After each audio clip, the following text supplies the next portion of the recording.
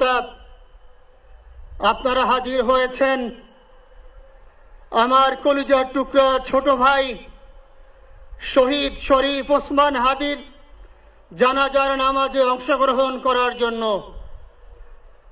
সম্মানিত হাজিরিন, আপনারা জানেন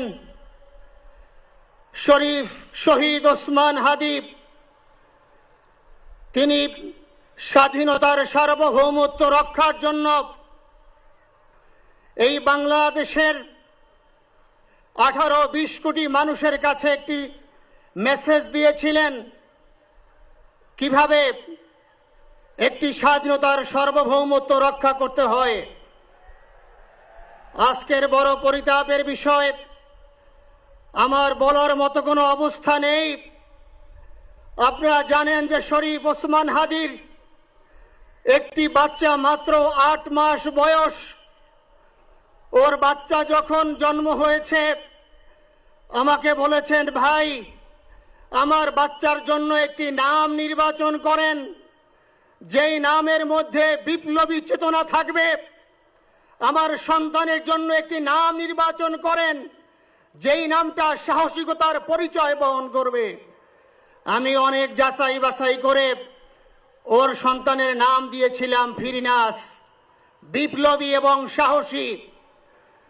সম্মানিত ভাইয়েরা, আজকের ওর সন্তানের চেহারার দিকে তাকানো যায় না।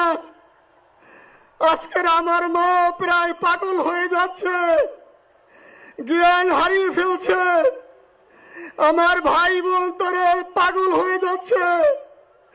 আমার 6 ভাই বোনের মধ্যে সবচেয়ে ছোট ছিল শরীফ ওসমান হাদি। আজকের তার লাশ আমার কাঁধে বহন করতে হচ্ছে। আজকের আপনাদের কাছে আমার কোনো দাবি নেই, শুধু একটি দাবি। 7 থেকে 8 দিন হয়ে গেল দিবালোকে প্রকাশ্যে রাজধানী ঢাকায় জুমার নামাজের পরে খুনি প্রকাশ্যে গুলি করে যদি পার পেয়ে যায়, এর চেয়ে লজ্জার আমাদের আর কিছু নাই। যদি বর্ডার পাস হয়ে যায়, 5 থেকে 7 ঘন্টা সময় তারা কেমন করে গেল, এই প্রশ্ন জাতির কাছে রেখে গেলাম। আমার কোনো চাওয়া পাওয়া নাই।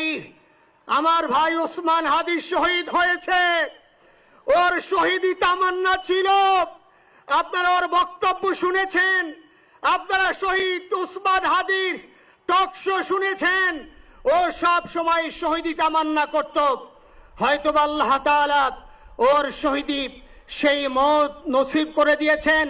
কিন্তু আপনাদের কাছে আমি এই ঋণ কোনদিন আমি ছাড়ব না। আমার ভাই শরীফ ওসমান হাদির বিচার যেন প্রকাশ্যে এই বাংলার জমিনে আমরা দেখতে পারি।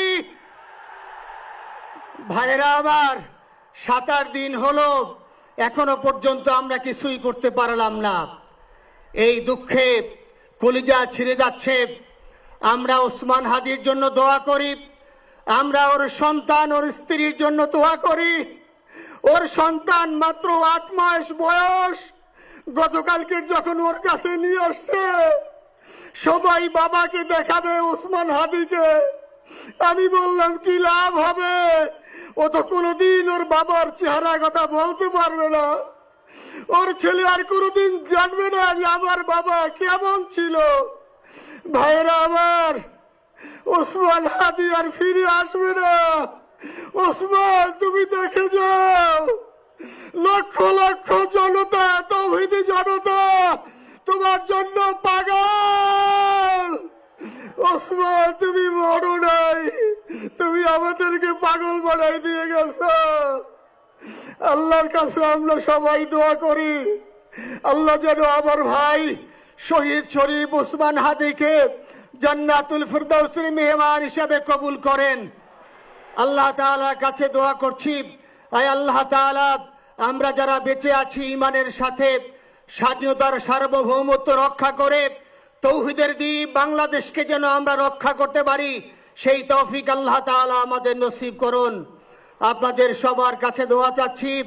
আমার মেজো ভাই ওমর ফারুক সাথে ছিল, ওর জন্য আপনারা দোয়া করবেন।